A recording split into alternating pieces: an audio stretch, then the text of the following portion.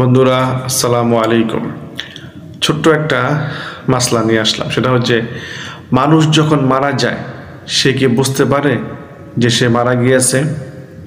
তো বন্ধুরা, মানুষের মৃত্যুর শেষ মুহূর্তে যখনও সে এখনো মারা যায়নি, তখন আল্লাহ তাআলার পক্ষ থেকে এক নিযুক্ত কিছু ফেরেশতা হাজির হন, যেটা আমরা জানতে পারি রাসূল সাল্লাল্লাহু আলাইহি ওয়াসাল্লামের হাদিস দ্বারা, যে কোনো মানুষ যদি জান্নাতি হয় তাহলে তার রূহ কবজ করার জন্য আল্লাহ তাআলার পক্ষ থেকে ফেরেশতাদের একটা বিশাল দল হাজির হন, এবং তারা এত সুন্দরভাবে হাজির হন এবং ওই যে ব্যক্তিটা মৃত্যুবরণ করবে তার সাথে এমন সুন্দর ব্যবহার করে এবং তাকে আখিরাতের জগতে ওয়েলকাম করানোর জন্য, সংবর্ধনা দেওয়ার জন্য তারা রূহ কবজ করার জন্য দামি দামি রুমাল নিয়ে আসে, আরও সুন্দর সুন্দর ব্যবহার করে। এরকম দেখতে দেখতেই দেখতে দেখতেই ওই জান্নাতি ব্যক্তিটার মৃত্যু হয়ে যায় খুশির সাথে।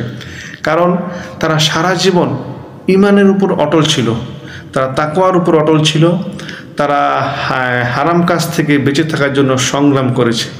এজন্যই যে তাদের রূহ কবজ করার জন্য যে ফেরেশতার দলকে আল্লাহ তাআলা পাঠান, তারা এসেই তাকে ওয়েলকাম জানান, যে কোরআনে যেটা বলা হয়েছে সুসংবাদ জানান যে আল্লাহু খাউফুন আলাইহিম ওয়ালা হুম ইয়াহজানুন, যে তার কোনো ভয় নাই, তার কোনো পেরেশানি নাই।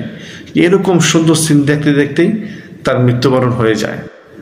এমনিভাবে যে ব্যক্তি জাহান্নামী হবে তার রূহ কবজ করার জন্য একদল ফেরেশতা নিযুক্ত করবে আল্লাহ তাআলা। ওই ফেরেশতাগণ এরকম ভয়ঙ্করভাবে তার কাছে উপস্থিত হবে যে সেটা দেখেই তার ভিতর হাহাকার শুরু হয়ে যাবে।